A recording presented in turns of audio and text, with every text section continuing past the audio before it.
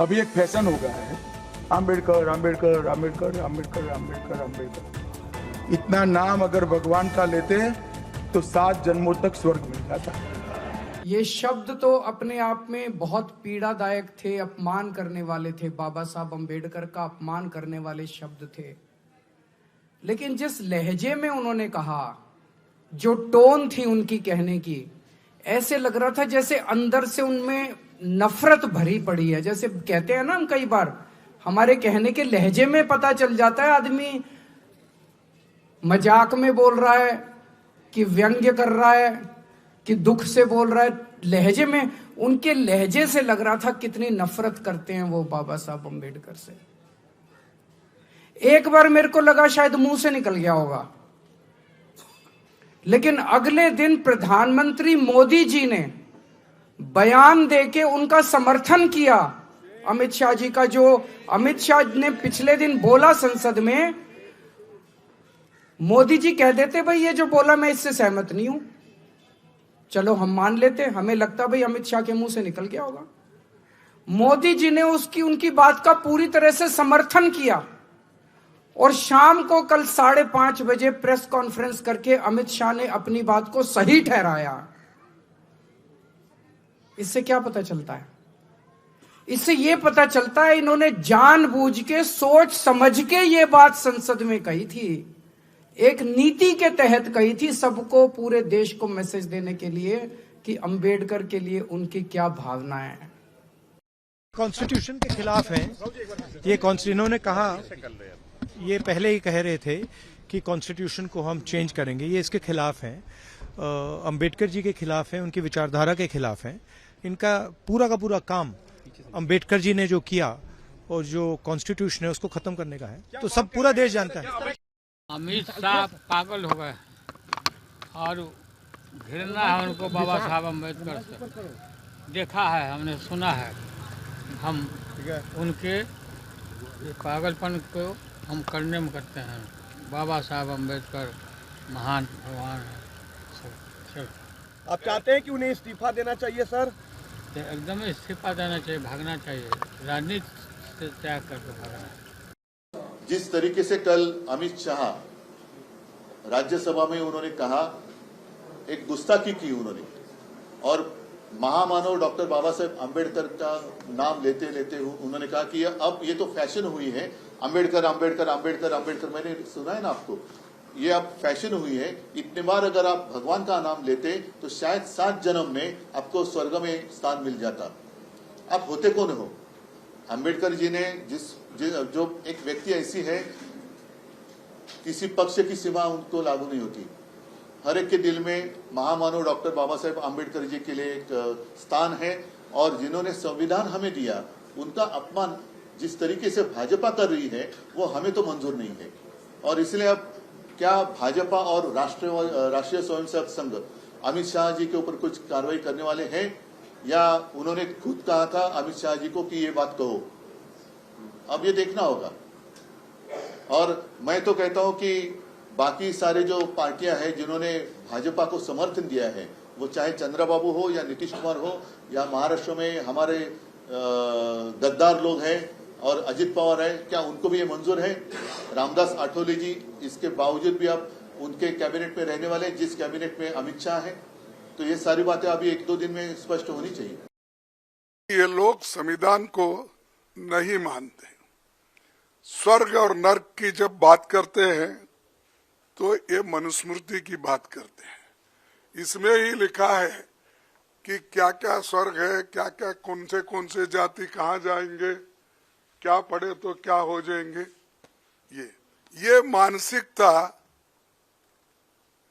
मोदी सरकार के cabinet ministers को और मोदी साहब को भी है, और उसी ढंग से उनके जो गुरु है, जो गोलवलकर गुरु जी या दूसरे जो भी है उनके फाउंडर्स, ये सब लोग, वो लोग भी यही बात बोलते थे। वो उनकी कोई गलती नहीं। जैसे स्कूल में पढ़ते हैं, उस स्कूल का नियम उनको पालना पड़ता, उसीलिए उन्होंने ये पाला।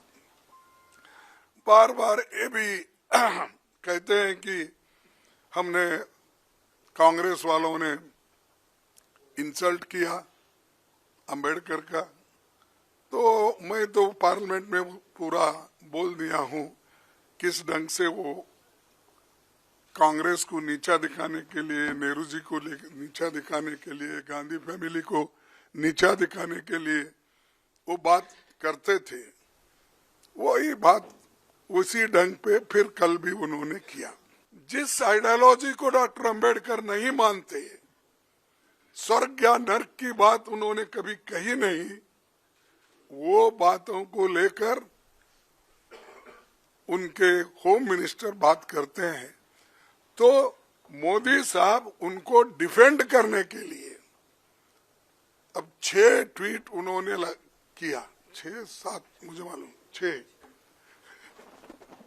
6 ट्वीट्स उन्होंने किया। क्या जरूरत थी? अगर आप बाबा साहब के बारे में अगर कोई गलत बोलता है, उसको अपने कैबिनेट से निकाल देना चाहिए था, ये नहीं चलेगा। लेकिन दोनों बड़े गहरे दोस्त हैं, एक दूसरे के पाप को सपोर्ट करते हैं। हम चाहते हैं कि हमारे अमित शाह राजीनामा देना चाहिए और मोदी जी को अगर थोड़ा सा भी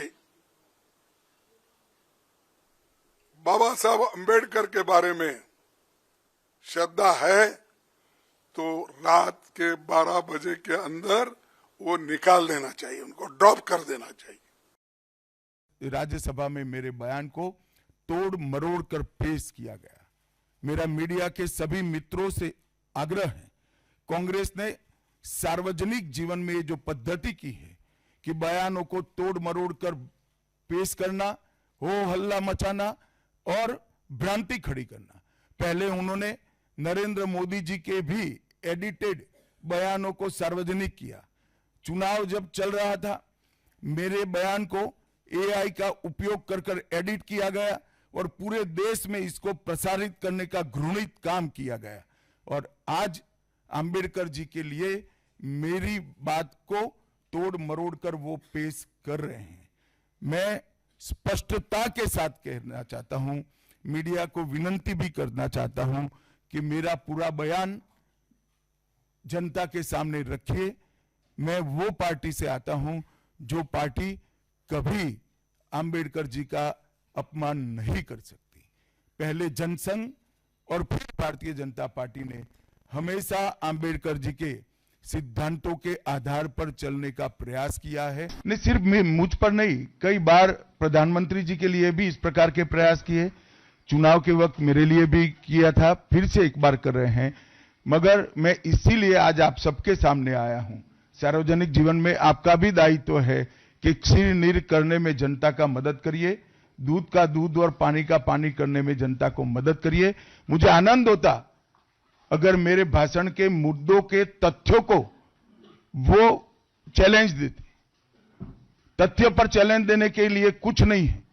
मैंने भाषण का एक एक शब्द तथ्यात्मक है और इतिहास से गर्भ से बाहर आया हुआ है। इसलिए वो इस प्रकार से मेरे भाषण को एडिट कर इसको गलत अर्थ निकालकर इस प्रकार का प्रयास करते।